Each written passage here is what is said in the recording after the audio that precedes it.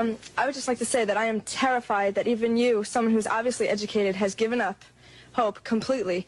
Like when you call upon us, you say white folk, you say black people, Jewish people. Why can't we come together? We obviously can come together. We just have to find a way to do it.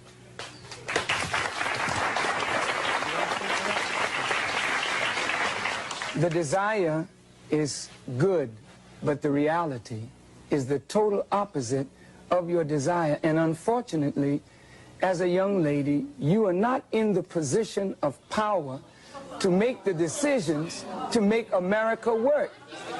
May I, you know, as an audience of intelligent people, I would like to just take a moment to say to you that I really don't think you fully understand what has happened to these people that you look at as second class or inferior citizens in this nation.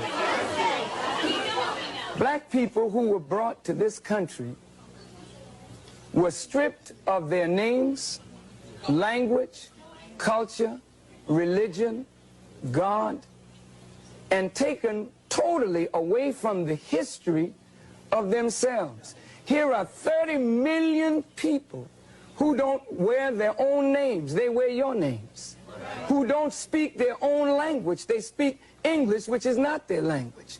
They never were allowed their own cultural expression of Africa. Don't you realize that when you turn a people upside down and inside out, then sell them not for a day, not for a year, but for 300 years, and deny us the human right to know, to read a book, to learn, to understand. And then after 300 years of that, you allow us into the church, but by that time you've painted Jesus white, God white, the angels white, and then all these black people have been subjected to a form of white supremacy, which produces in the reverse a black inferiority. And this is fulfilling what Jesus said, as a man thinketh, so is he. And as long as our people think the way they think, we will never be able to do what we as a people should do to correct our condition. Over here, please. Excuse me, I was brought up in, quote, Bedford-Stuyvesant in my time. But I would like to say what scares us is I think we hear violence. Yes. The young lady said she's afraid of violence. And isn't it sad that we who have been the victims of so much violence, now whites fear violence from us? We do not have a history of killing white people.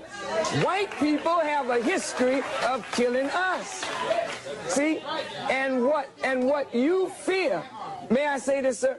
What you fear, and it's a deep guilt thing, that white folks suffer. You are afraid that if we ever come to power, we will do to you and your fathers what you and your people have done to us. And I think you are judging us by the state of your own mind, and that is not necessarily the mind of black people. Okay, I've been listening in this corner right here, and I've heard a whole lot of negative things from the white people here. When you were trying to explain yourself, the white people don't want to hear you explain yourself. They drown you out. They start already trying to drown you out and talk over you. There's a certain amount of white arrogance here, and they don't want to listen to what black people are saying. They don't understand because they don't want to understand. I've heard a woman here say, go back to Africa. Somebody said, we have a black holiday. What does that mean?